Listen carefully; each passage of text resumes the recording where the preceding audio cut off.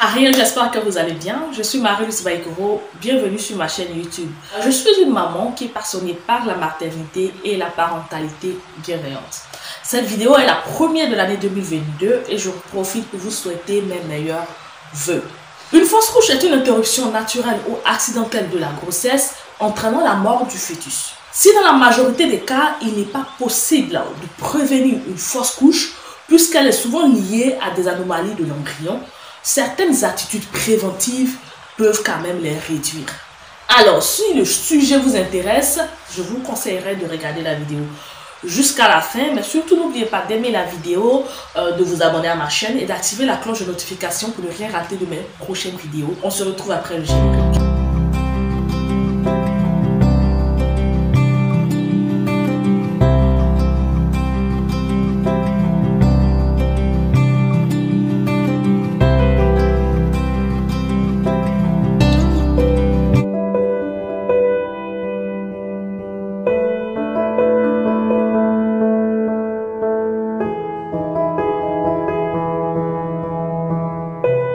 Le plus souvent, une fausse couche interrompt une grossesse qui, de toute manière, n'aurait pas pu se poursuivre. Pour cause, l'embryon présente une ou plusieurs anomalies chromosomiques qui empêchent son développement.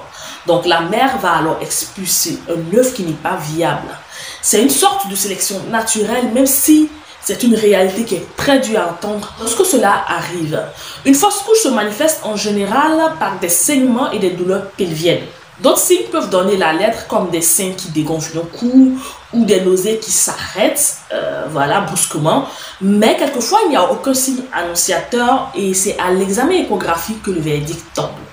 Il existe plusieurs causes qui peuvent expliquer la survenue d'une fausse couche. Et voilà, il y a des maladies qui sont liées à la mère. Et ce sont entre autres le diabète de la mère, bien sûr, qui est mal contrôlé, des troubles hormonaux, tels que le manque ou l'insuffisance d'hormones, pour maintenir l'embryon dans la cavité utérine collée à l'endomètre, maladie de la glande thyroïdie, des maladies auto-immunes comme le lupus, un trouble de la coagulation sanguine ou encore des anomalies de l'appareil génital féminin, notamment des anomalies du col de l'utérus, des fibromes utérins et des ovaires micropolykystiques. Dans micropolykystiques, il y a kyste. D'après une étude danoise parue récemment, près d'un quart des fausses couches pourraient être évitées en changeant certaines habitudes du quotidien.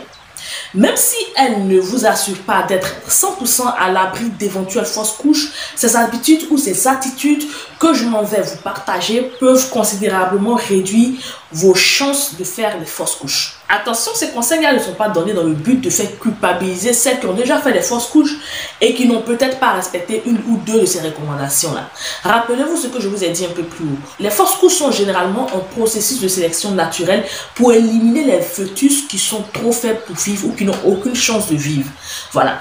Donc, le premier conseil que je vais vous donner pour réduire vos chances de faire des fausses couches, c'est celui de limiter, voire de stopper votre consommation de tabac, d'alcool et de drogue. Ces mauvaises habitudes ont un impact très négatif sur le développement du fœtus et peuvent mettre en danger sa survie. Le deuxième conseil que je vais vous donner, c'est d'éviter les sources de stress et le surménage.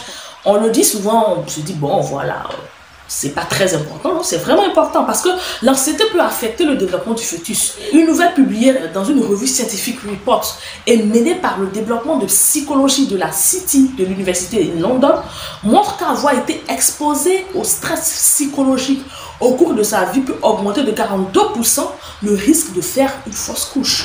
Donc, éloignez-vous de tout ce qui peut vous stresser, mais surtout le surménage. Il y a des femmes qui disent souvent, ça me fait rire. Ah, une grossesse, c'est pas une maladie, donc je peux faire ce que j'ai envie de faire et tout. Oui, c'est pas une maladie. N'oubliez pas que vous avez en vous une vie. Il ne s'agit pas que de vous.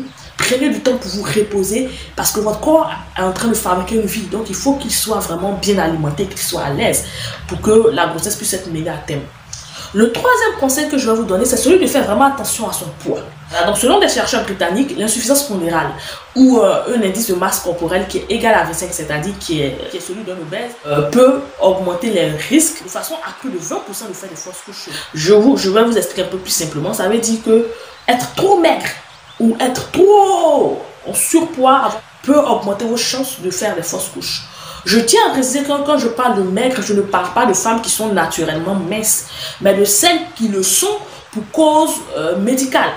Par exemple, une mauvaise alimentation ou une insuffisance alimentaire.